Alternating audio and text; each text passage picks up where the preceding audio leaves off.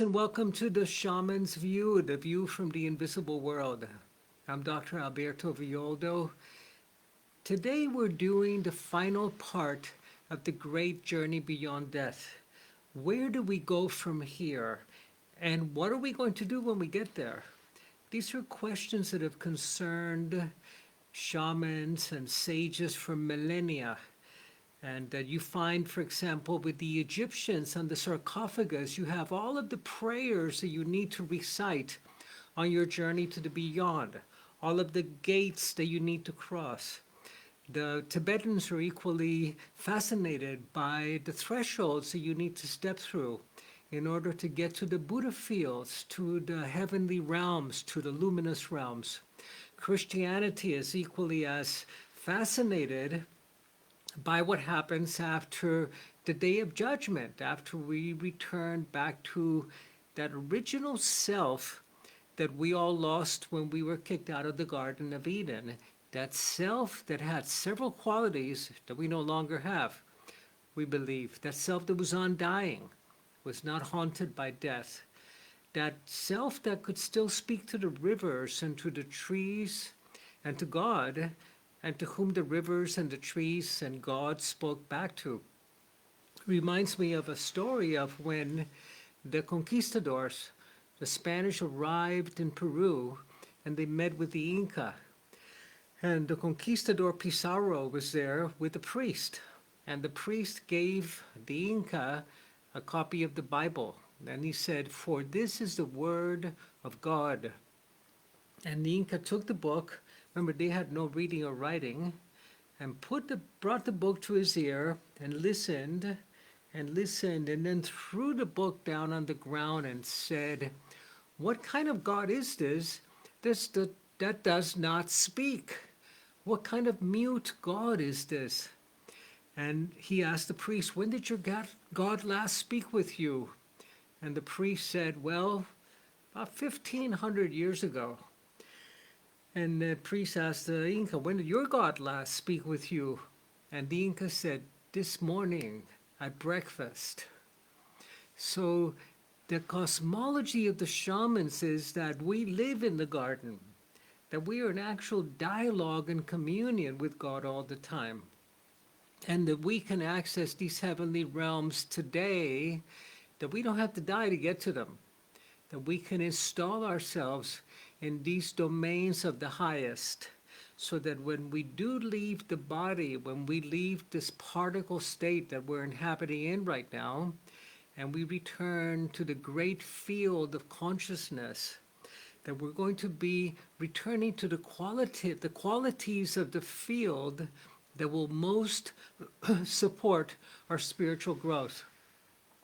Of course, we hear that these descriptions are places, that heaven is actually a place, that the Buddha fields are actually places that you go to. And the shamans understand that it's more really along the lines of the thinking of the physicist, that these are realms or domains where consciousness is gathered in a very harmonic and organized and balanced and creative way, not a chaotic way. Not a destructive, chaotic way, but a harmonious, beautiful, luminous way. And today we're going to explore how it is that we install ourselves in this fifth realm of the highest, this realm that has been spoken about in all of the world's traditions, and that the shamans actually discovered the technologies for how do you do it. Because this is what the shamans have always done. You know, in the West, we know that water is H2O, but we don't know how to make it rain. And we know how to diagnose, but we don't know how to heal. And what the sages of old that belong to the feminine traditions that were interactive and participatory, and not the masculine ones that we have in the West, the sages of old that belong to the feminine interactive traditions knew how to do it. And that was the mastery that has been handed down from teacher to student to millennia, and that's available for us today. So let me take us first through the anatomy of the luminous energy field, and then how we can anchor our field in this fifth world, the fifth sun that the prophecies of the indigenous peoples of the Americas speak about. How do we install ourselves in the fifth world so that that's the realm that we go back to when we leave our particle state? So we can break free from what the Buddhists speak about of the cycle of unconscious birth and death and rebirth and death and suffering. There's a story from India that I love, which is the story of a merchant, of a very wealthy merchant named Lala, and of a wandering sage. This was a saint that was a beggar going from house to house, and he knocked on Lala's door, and Lala's servant recognized the saint and welcomed him. And then the master came out and said to the saint, "You're welcome to be at my home for as long as you like. You have a bed and food and any way that we can be of help to you." And the monk stayed there for a few weeks to recover his strength, and he said to Lala, "You're such a generous man, Lala. I want to take you to heaven. If you want to come to heaven right now, I will take you there." And Lala said, "Well, I have 2 children and they're almost grown, and who's going to take over the family business? Can you come back in 5 years? And in 5 years, I'll take you up on your offer." And the saint said, "I'll be back in 5 years." So 5 years later, the saint comes back to the same village and knocks on Lala's door. And the servant opens the door and recognizes the saint and says, "Where's Lala?" And he says, "Oh, you don't know what happened. Right after you left, Lala had a massive heart attack and he died. And it's so unfortunate. We miss him, and the children had to step into the family business early." And then the saint hears his little yapping dog with 5 little puppies. And he looks in the corner and he says to the dog, "Lala, what are you doing there in that dog's body?" And Lala said, "Oh, my children were not quite grown, and I had to come back, and there's nobody to protect the house. And now I have these 5 puppies that are sucking in my breasts." And the saint said, "Well, I've come to take you to heaven with me. Are you ready?" And Lala says, "What am I going to do with these little puppies? They need their mother. And who's going to look after the house? Come back in 5 years," Lala says to the saint. And the saint says, "Okay."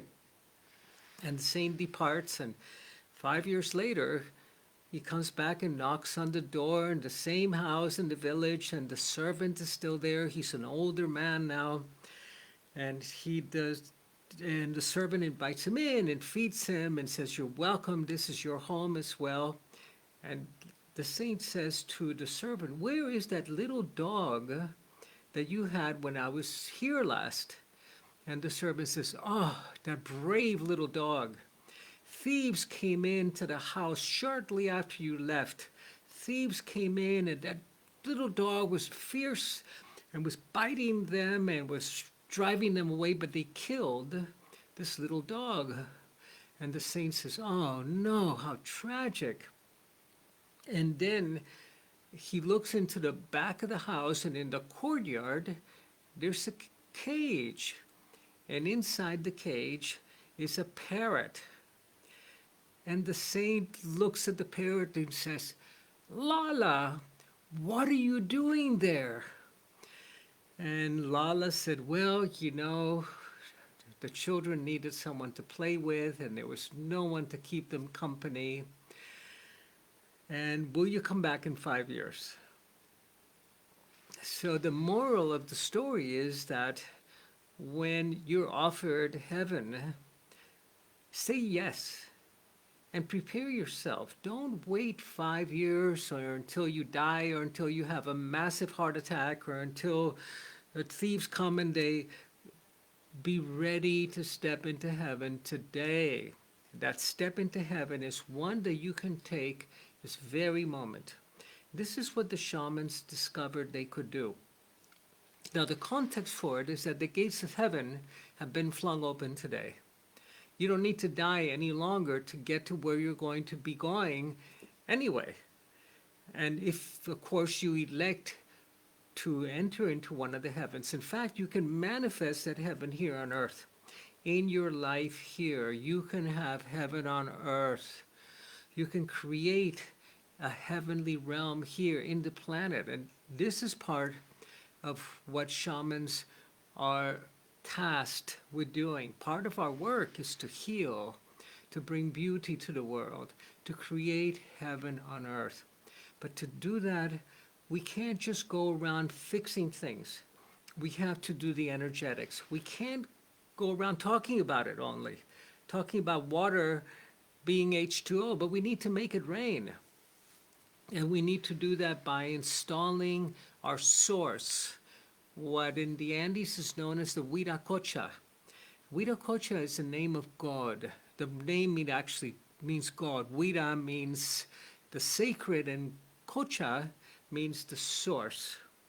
But the divine that is within you is reflected in your own Huiracocha, in your own luminous energy field, which is the body, the luminous body that we occupy between births, between one lifetime and the next. When we leave the physical body behind, we step into our luminous body that we already have around us. It's our luminous energy field.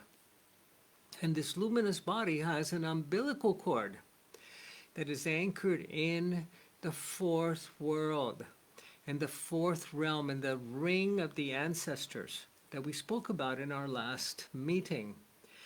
Now, the opportunity that's happening today in our lifetimes, now that the gates of heaven have been flung open, but there's a caveat to it, of course. The shamans say that the gates of hell have also been flung open. Though we only need to look around our politicians and the deceit and the lies and the misinformation to know that all of these demons and hungry ghosts are running rampant in the world today. But the gates of heaven have been flung open. The veils between the worlds have been parted. It's never been easier to make that journey across back home while we still have a body to come back to. So the principle here is that we have a personal Huiracocha, a personal luminous energy field that sources, that is anchored at the fourth level, at the fourth ring. And it manifests as an umbilical cord down into the first world that we live in, into this physical world that's our physical reality. But we source from this realm, and this is where we go back to the village of the ancestors, the realms of the ancestors. And the next step for us in our evolution is to step into the fifth ring. This is the fifth ring of power. This is the realm of the highest. There are probably many other rings beyond that have to do with our reincarnating and being part of consciousness intergalactically. It's a big cosmos and a very big universe. But the fifth ring is our next level up. It's where we can install ourselves today and begin to source from. And in the process, we'll be informing our biological body. Our physical body will begin to heal, to repair. You'll find that 30 days of healing, since you're outside of ordinary time, can happen in 3 days, very, very rapidly. You'll begin to grow a new body that heals and ages and dies differently. And this was the goal of the master shamans, was not only how to help others and how to heal and how to solve problems, but how to become that extraordinary human that we're evolving into today, that's become available to all of us, if we're willing to do the work. So this is how it goes, and I'm going to demonstrate it, take us back to the very beginning of shamanic training, Shaman 101, of how we open our Viracocha. So I'm going to demonstrate it, then I'm going to invite you to do it with me. Many of you have done this before with me. If you're new to it, follow the steps and then practice it. So bringing our hands to our heart center and dropping into our breath.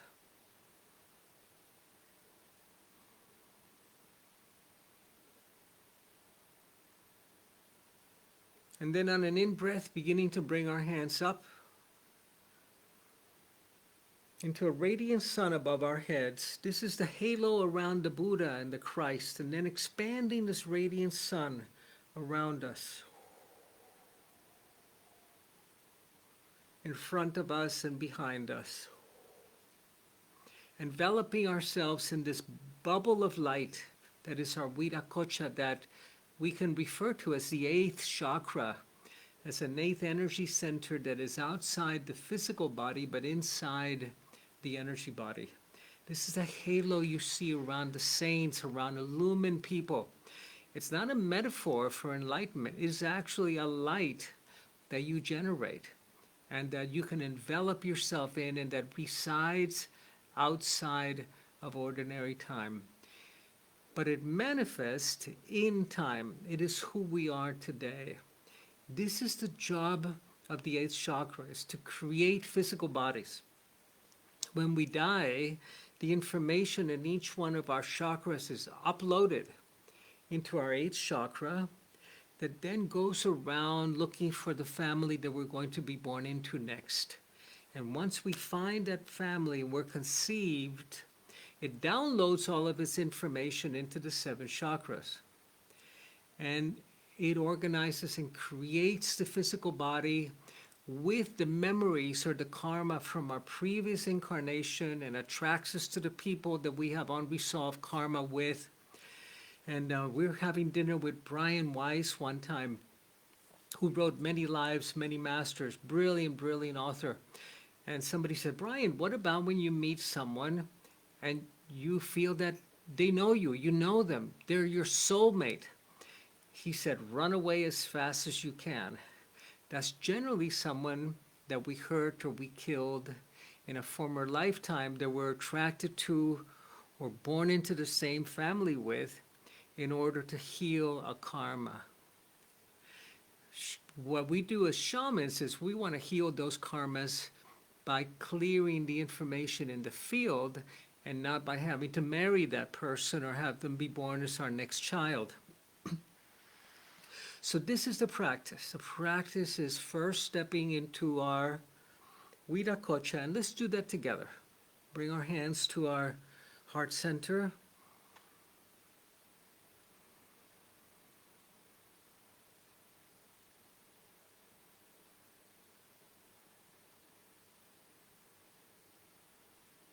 And then in an in-breath, bringing our hands up into this radiant sun.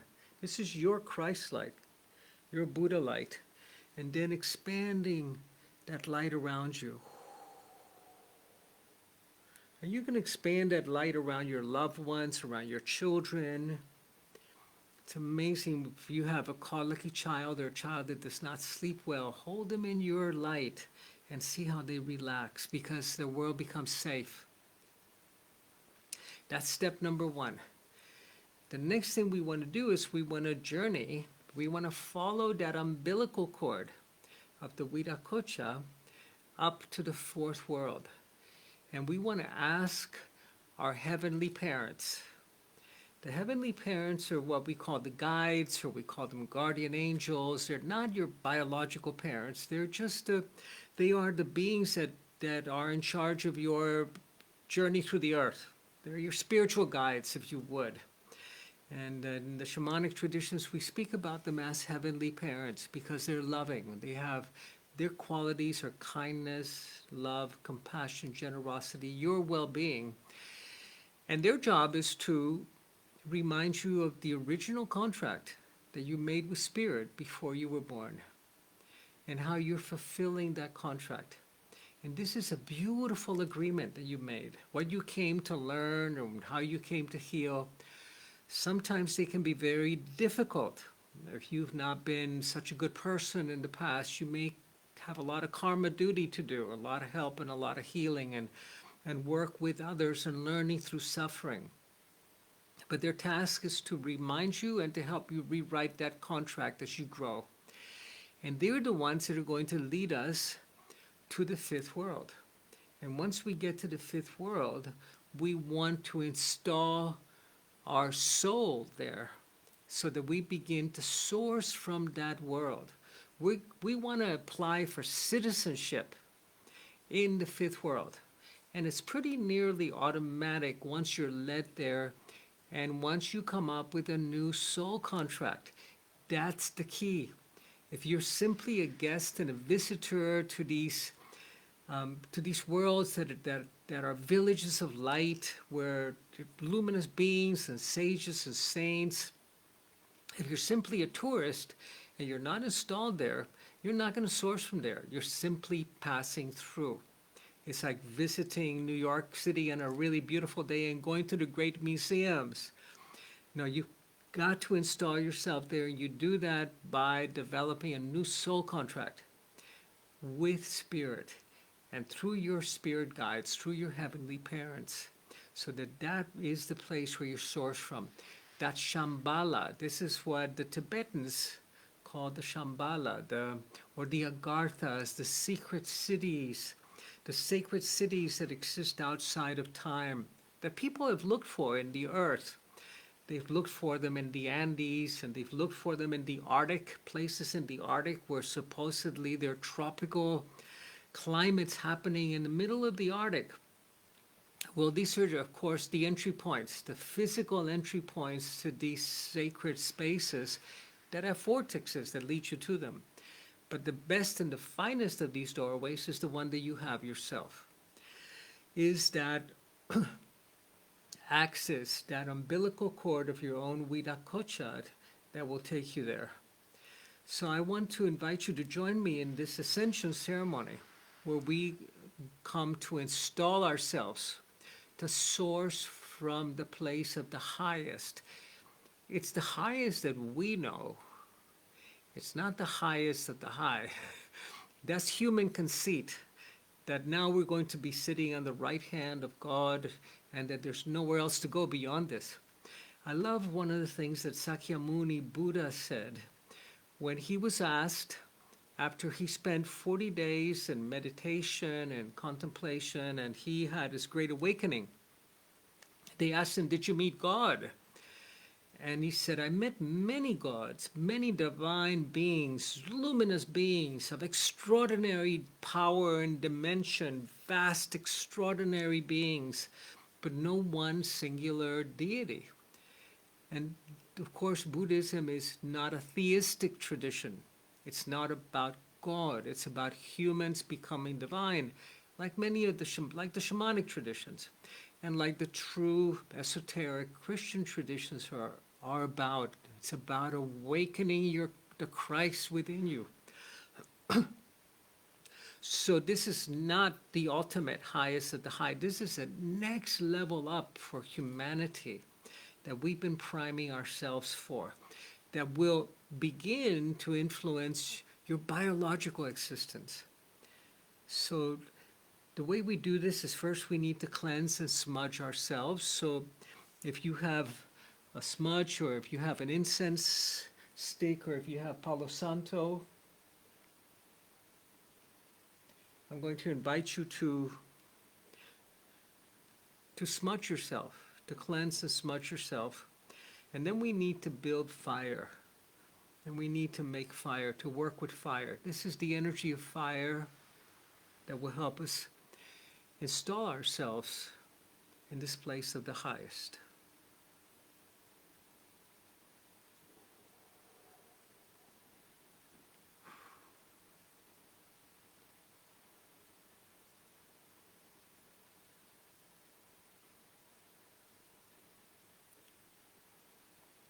And I'm smudging my chakras, cleansing them, spinning them.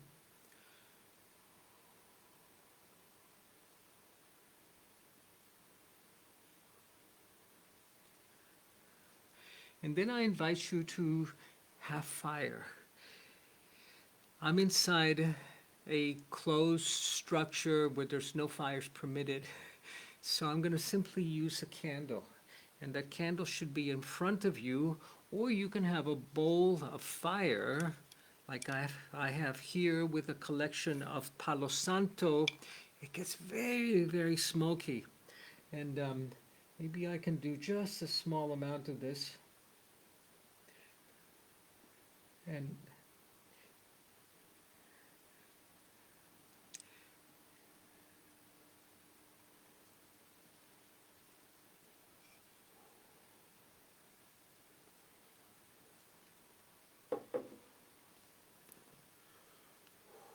And I'm going to ask you to open your Viracocha again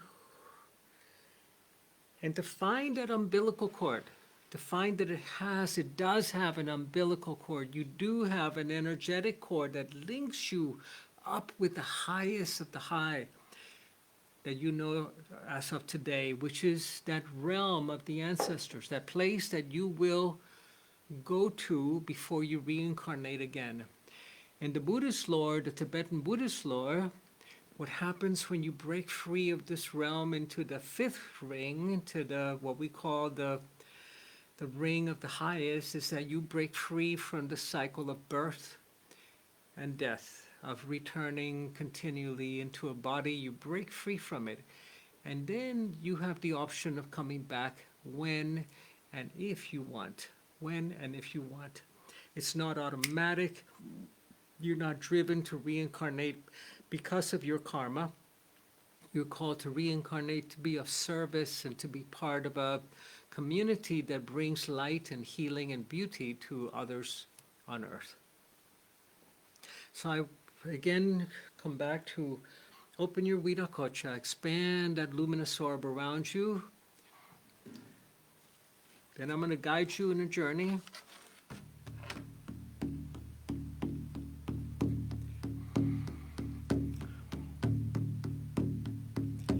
I'm going to guide you in a journey to the cave of dismemberment.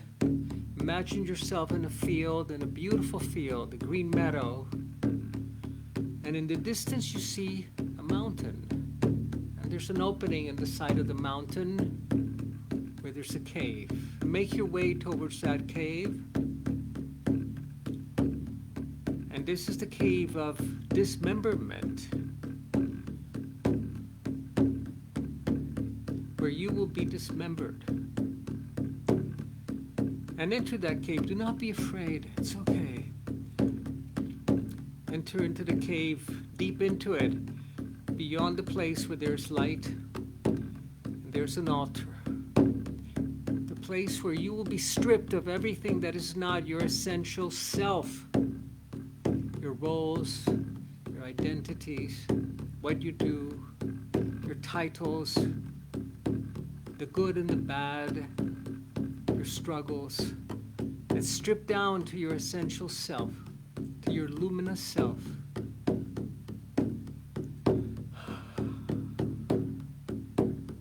Unsipped from yourself.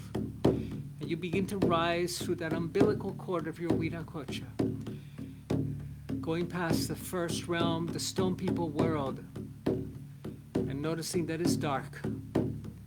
Beautiful place for stones, for canyons, for rock walls, not a pleasant place for humans. And continuing up the shaft of your Viracocha, this umbilical cord, past the second ring of the plant people, the dawning of the light, the place that we come to heal with the medicinal plants, to find medicine for others. And you continue upwards along this shaft of light, this umbilical cord of your soul, past the animal spirit realm, where the collective souls of the wolf and the eagle, the tigers and the lions, where they all are.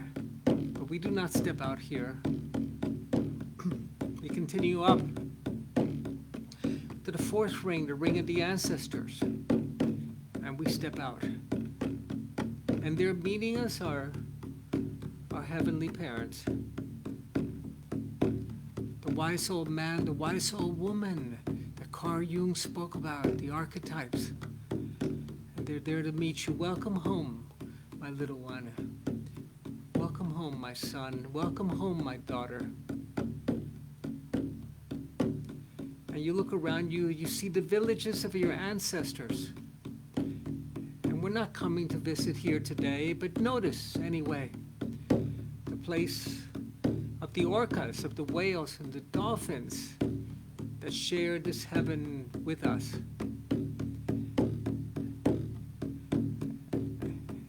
And you gaze into the eyes of your heavenly parents, and you ask them to remind you of your contract, of your soul agreement that you made before you were born,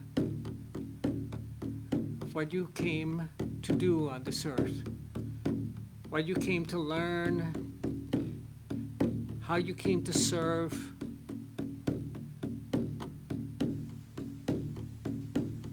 what you came to experience, what debts you came to pay, what beautiful lessons you came to receive.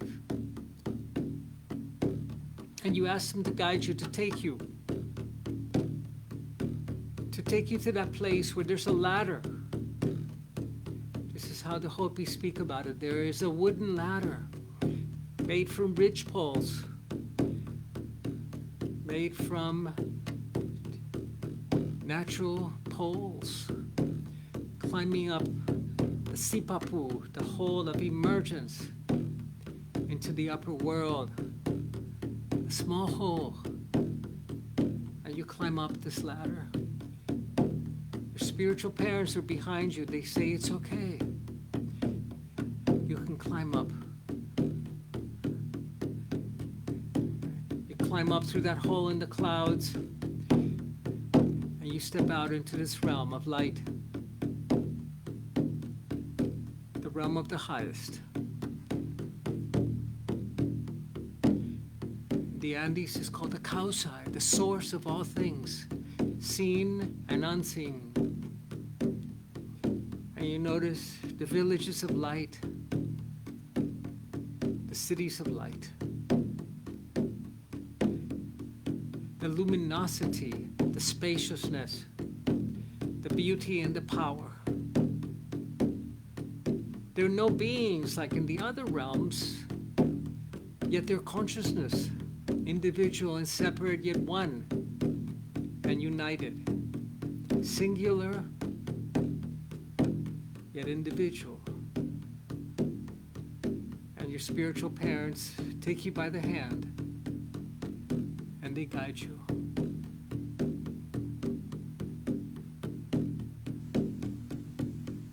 Very swiftly and quickly visiting these villages of light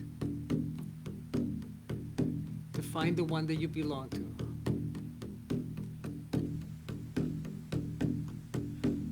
You're a pioneer in this village. You're helping to establish this community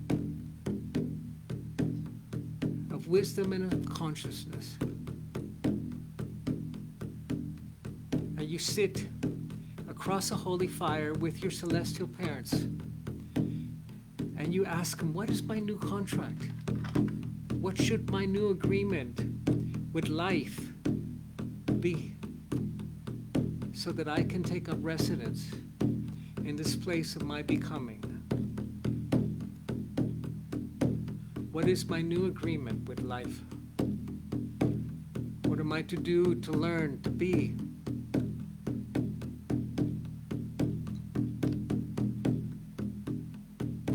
How am I to serve? What must I complete so that I may return here? What must I begin? What must I start in my journey on earth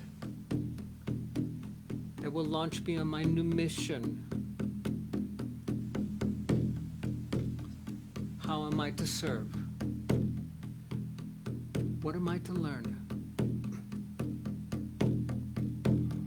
What is my life to be about? How can I love, live, eat, serve, laugh.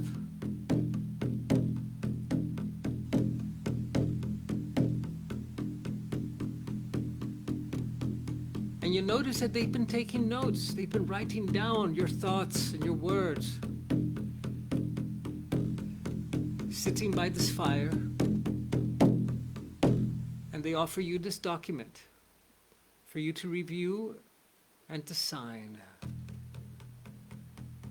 Are you ready to sign on for this new journey? Normally people do this only after they die and right before they're ready to be reborn. But you're getting the chance to do this within this lifetime. You see the words, and even if you do not understand them, you understand the feeling, the intention. And look into your heart and see and sense if it's right for you to sign on. And if it's right, sign on. And it's okay if you don't know what name to put. Just simply put your X and put your handprint and your love. And notice how everything is different. Yet everything seems to be the same. And now your celestial parents take you by the hand and they guide you back to the place where you entered, through that hole in the clouds, in the sky. And they invite you back to the fourth world, but before you leave, they give you a gift. And the knowingness, the knowledge that this is where you source from now, that you have become.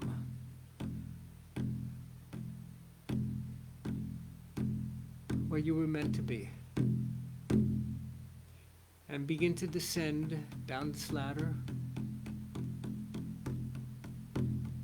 down to the fourth world, and take your leave from your heavenly parents, knowing that the next time you meet them will be up in the fifth world. They're the emissaries. They are the great guides in charge of your journey. And now begin to descend past the animal spirit world, past the plant spirit world, the ring of the plants, beautiful plants, your medicine plants. You understand now, huh? The stone people world. And back into our world, to your body, into this time and this place, right now.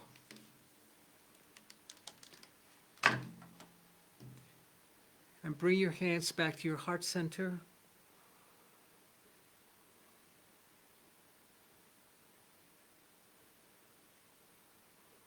And now gather the folds of your Viracocha. Gather this ball of light into a radiant orb above your head again.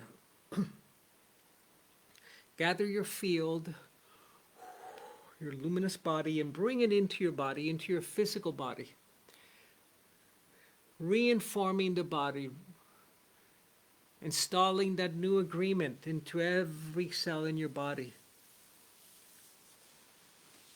Healing, renewing, repairing, upgrading.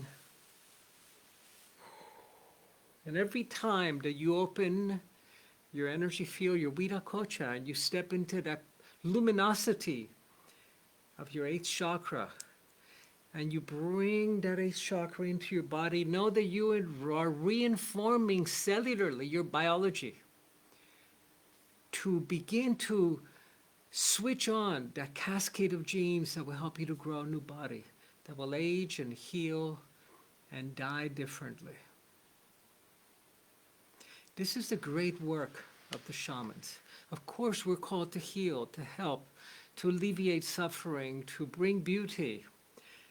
Our personal work It's about becoming that human that the prophecies around the world have spoken about for so long, and that we can do today.